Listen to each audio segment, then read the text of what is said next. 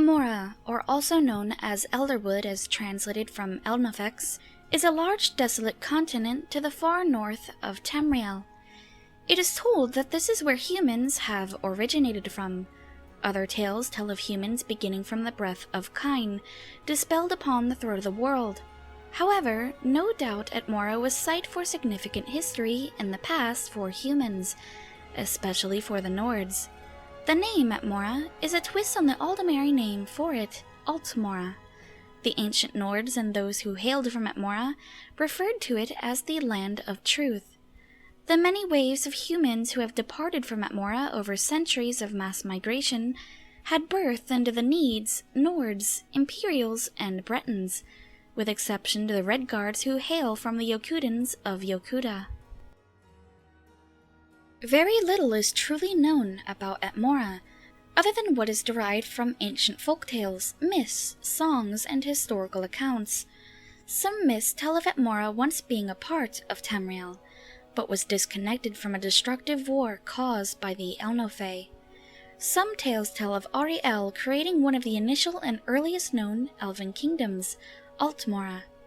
During the time of Aldemari rule over Atmora, the humans had commenced worship of Orkay. Nordic folktales tell of Kine dispelling her breath upon the throat of the world, in this process creating the Nords, who then traversed to Atmora and settled there, to then return centuries later in swarms. Tales tell of mankind overthrowing the elves who had resided there, and Ariel could not protect elvenkind there. With the assistance of Shor, the humans had caused the elves to leave, claiming the continent for themselves. It isn't known exactly when Atmora was discovered or rediscovered by the humans of Tamriel, but over time it is understood that waves upon waves of human mass migration had taken place across the Sea of Ghosts to Tamriel over centuries.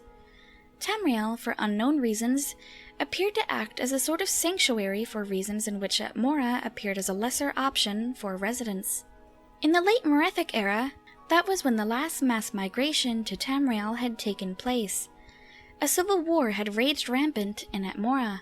Many groups had departed from Atmora. Ysgramor and his two sons, Ingol and Ilgar, are some of the many well-known and powerful individuals who have hailed from this forgotten land. When the Atmorans had arrived in Tamriel with Ysgramor in their lead, they had made friends with the native snow elves of the region, and for a number of years had established peace with them. These Atmorans titled the land Merith because of how many elves had called this their home. However, as the human civilization had grown significantly larger and larger, the snow elves had become anxious and troubled by their growing numbers. The snow elves had eventually considered mankind to be their greatest threat to elvenkind within their nation. The snow elves had conducted spontaneous assaults on villages and human settlements across the nation. Not too long after the Atmorans had constructed their capital city of Saarthal, many were killed in the sacking of Saarthal by the snow elves. This event is referred to as the Night of Tears. Ysgramor and his two sons had miraculously survived this onslaught and managed to escape back to Atmora.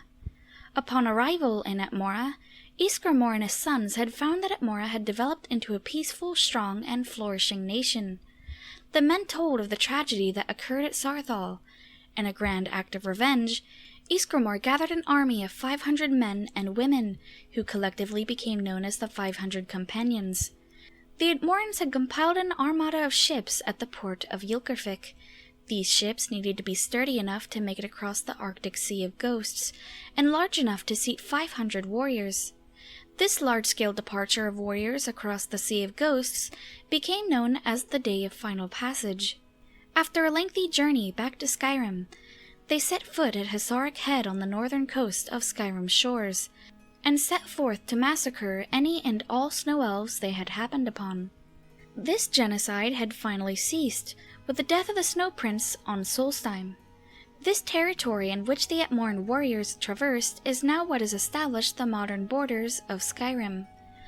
After the Atmorans had set their lasting foothold in Skyrim, it had ultimately become known as the Return, and this genocide of sorts has led to men and Mer having a prejudice and natural enemy to one another since these series of events.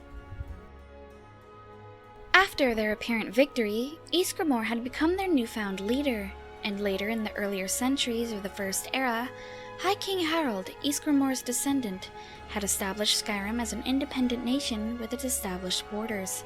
High King Harald had no longer established contact with Atmora and their people, and many who were from Atmora, who live in Skyrim, would still return to their homeland.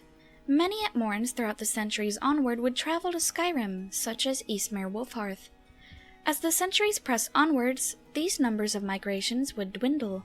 However, for centuries of the Merethic era, there were multiple invasions and raids that the Atmorans had orchestrated on the coasts of Tamriel. The last invasion of sorts from Atmora was dated back to the First Era 68, when 2 large ships of Atmoran origin had appeared on Tamriel's shores, consisted almost entirely of corpses, and it had begged to anchor there for sanctuary. However, some sources go against this entire story being true. However, what is known is that the last known immigrant from Atmora was Tiber Septim in the latter years of the Second Era. He had sailed to Skyrim on his own accord, and grew up among the people of Skyrim. Around the time when Ysgramor had left Atmora was when Atmora's climate began to shift immensely. Unfortunately, it is unknown what is the core cause of this climate change. Theories range from a natural cause, such as plate tectonics, or something caused by a greater force such as powerful magic or even Daedric interference. This strange and unaccountable change in climate had caused a rapid decline in temperature. This undoubtedly is one of the major reasons for the many Atmoran waves of immigrants. In the Songs of the Return series of books, it mentions how Atmora was understood to be of similar climate to much of Skyrim, green, albeit snowy and cold, yet quite habitable with plentiful and fertile soil for farmland and cities to flourish. However, some documents state that Atmora had never seen the likes of summer, as the Atmorans knew very little about agriculture. The land's climate began to decline rapidly in temperature, killing crops and wildlife, and had become quickly and inexplicably uninhabitable. This significant change in climate became known as the Frostfall. Some scholars believe that even until the early Third Era, there were still those who inhabited Atmora, but any attempts to make contact or voyages there always ended in tragedy or failure. The expeditions that did succeed and landed on the shores of Atmora were only greeted by a land of extreme winter, frozen oceans, little to no wildlife, and zero sign of human civilization. Currently, it is assumed that Atmora is completely vacant of life, whether plant, animal, man, or mer, and it is considered that those who remained on Atmora had met a definite and tragic end in the ever-deteriorating conditions. Early cultures of Skyrim are observed to be quite similar to that of Atmoran cultures. Most Nordic practices and traditions are derived from that of Atmoran ones, and even though Atmora is a long-lost nation, its culture still thrives in even modern Nordic beliefs and traditions. Atmorans were known to be quite skillful with navigation of the sea, but didn't hold too much knowledge on farming and agriculture, and preferred hunting. Their skills in hunting had corresponded for their inclination to warfare that had ravaged their nation as well. The Atmorans did not have a singular writing system for their language. However, Ysgramor is told to have been the first to develop a writing system of sorts using runic letters and shapes. He based these runes off of the sounds of the early Nordic language, and with some Elven influence as well. Ysgramor is considered to be the first human historian, and had documented much of what is understood about Atmoran society, history, and cultures. Atmorans, as they are understood, are the human race who had lived on or had departed from Atmora. However, Atmora was not exclusive to these humans, and was also home to a strange and unknown race who dwelled on the easternmost edges of Atmora. The only description of this mysterious race is that they had pinkish and flushed skin, and were incredibly strong and quite tall. Some examples of Atmoran culture that has trickled down into Nordic culture are things such as the way people receive their names, and even religion. mostly in terms of animal worship. The wolf, owl, whale, hawk, snake, fox, bear, and dragons were their chosen animals of worship. However, the dragons were their most prized of these worshipped creatures.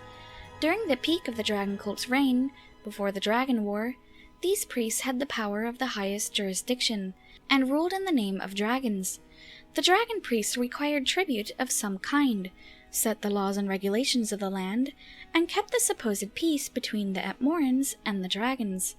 In Skyrim, the dragon priests were even more unruly, and essentially enslaved the entire population.